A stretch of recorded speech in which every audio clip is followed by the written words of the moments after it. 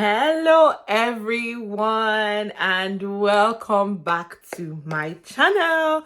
If you're seeing my face for the very first time, hi, welcome. My name is Adora and you are watching Life with Ada Beckett.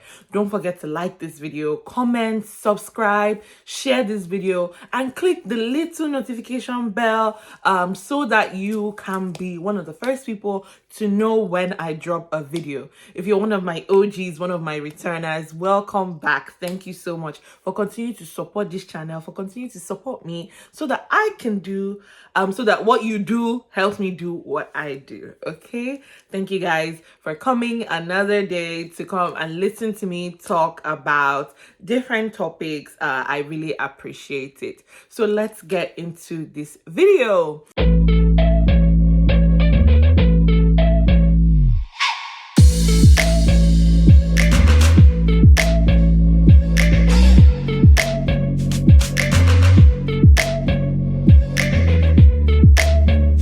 Today, kind of like in the theme of talking more about certain things that affect international students, I wanted to talk about this concept of being out of status, right? So when you are granted admission to come and study in the US, you are issued something called an I-20. It's essentially like a document that it's your school's way of saying this person is still a student here. So anytime it kind of becomes part of your immigration document. So you have your passport, you have your student visa that's within your passport, and then you have your I-20, which is like okay, this person is still attending school. They usually will sign it every year or so to say like, okay, this person is still in school and they're still maintaining their status as an international student.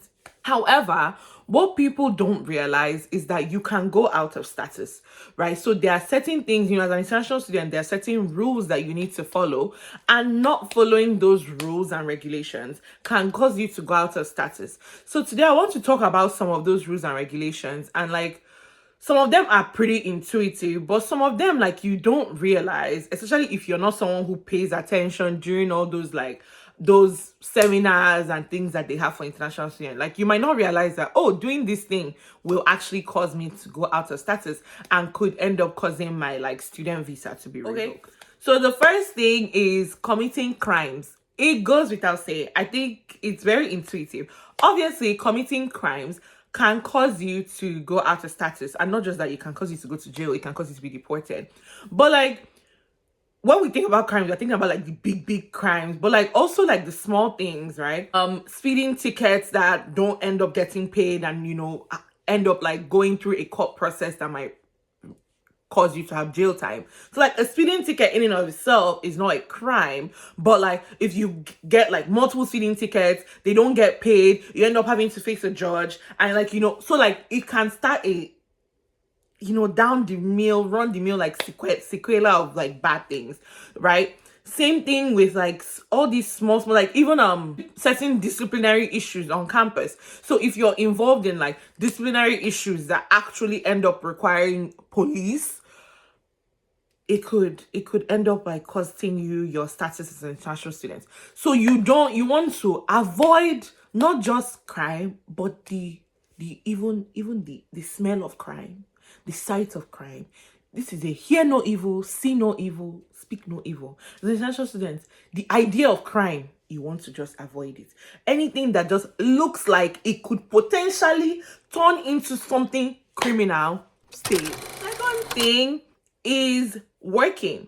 So as an international student, you have a lot of regulations around employment, right? Maybe I might dedicate another video to the kind of work and like work options as an international student, but you want to be well versed in what those work options are. And what is work? Work is anything where there is exchange, right? Exchange of goods and services for payment. The payment doesn't necessarily have to be money, right? So here the US government like classifies payment as like a lot of different things. So you just want to make sure that you are well aware of what work is, so that you are not doing things that could get your status revoked, right? So you don't want to, even Even something as simple as like, oh, I'll mow your lawn and get paid for it, it's considered work. So it might not even be like, it might just be like, oh, like it's not a big deal, but like you just want to be very, very aware of what you're doing so that your status is not in jeopardy. So work, employment, things like that, you want to be very aware of them so that you're not getting your student visa is already hard enough. You don't want to now come here and jeopardize it. Okay, thing is attending school. You would think, of course, this, I'm going to attend school, but life happens, right? So sometimes people get here and they stop going to school, or school is hard, but they're not telling anything, but they're not seeking help. And as a result, they stop attending school. Not going to school is going to put your status in jeopardy, right? Because the whole reason why you're in the US is to be a student first, right? You're here as a student. So being a student means that you are going to school. And in certain schools, attendance is mandatory. So if you're required to actually be in attendance to school, you have to go, right? You have to go, or you can be reported to the International Student Office, and they're going to take it that this person has like waylaid, they've japped, like as in they've japped on top of the japper, like they've disappeared. And if you've disappeared, then your status could get revoked, right? And then you become in this limbo. So if you're here as a student, you want to actually attend classes, attend school. Like, obviously, people miss classes here and there, but you know what I'm saying? Like, you don't want to like disappear, like to the point where people are like, oh, is this person even still a student? No. Please, you want to attend school. And on that note, how many classes you're taking is very, very important. So as an international student, to remain in status, I believe in undergrad, you have to be maintaining 12 credits. And then in grad school, it has to be 9 credits or something like that.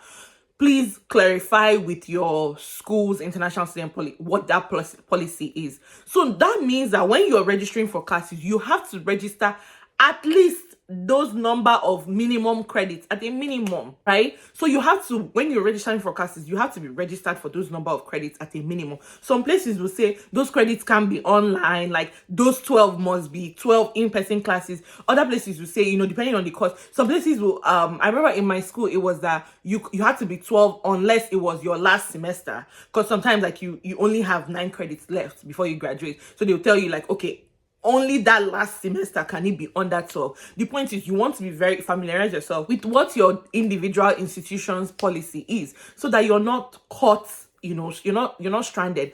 On the same note, when it's not just registering for those 12, you have to do those 12 till the end. What do I mean?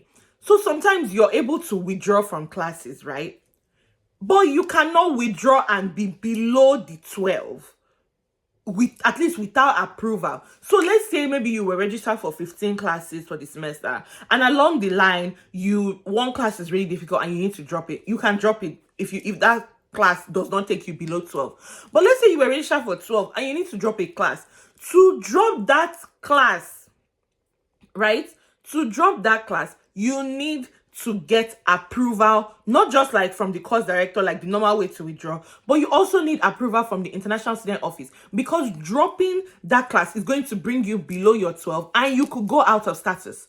And it's very important because I know people who, this is actually the way I know that people have gone out of status a lot, because like they don't realize that, oh, I'm dropping this class and it's going to take me below the minimum required number of credits that I need to have to maintain my international student status. So please, before you do anything, like please be very, very aware. Like talk to your international student advisor. Like it doesn't hurt to just be like, hello, please, can I schedule a meeting with you so that I can, go over a couple of questions and ask your questions and know that you don't want to do things that will get you like in a tizzy.